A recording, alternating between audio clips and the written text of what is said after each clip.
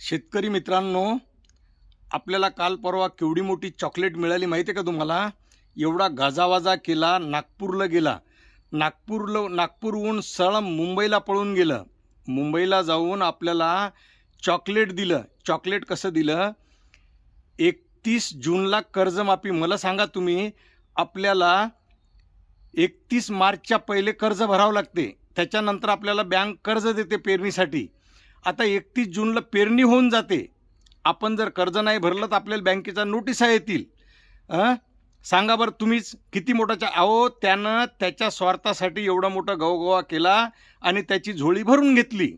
आपल्याला दिला चॉकलेट. कशाचा कर्जमाफी आहे?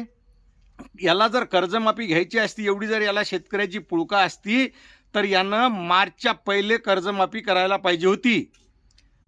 यानं याची झोळी भरून घेतली, याचा फायदा करून घेतला आणि आपल्या हातावर दिली तुरी. सांगा बरं तुम्ही, आपण पेरणी करावं का कर्जाची वाट पाहाव? कर्जमाफी कशाची आहे? नुसतं चॉकलेट आहे शेतकऱ्याला, चॉकलेट. या जगामध्ये शेतकऱ्याचा वाली कोणीच नाही, सगळे आपापले स्वार्थी.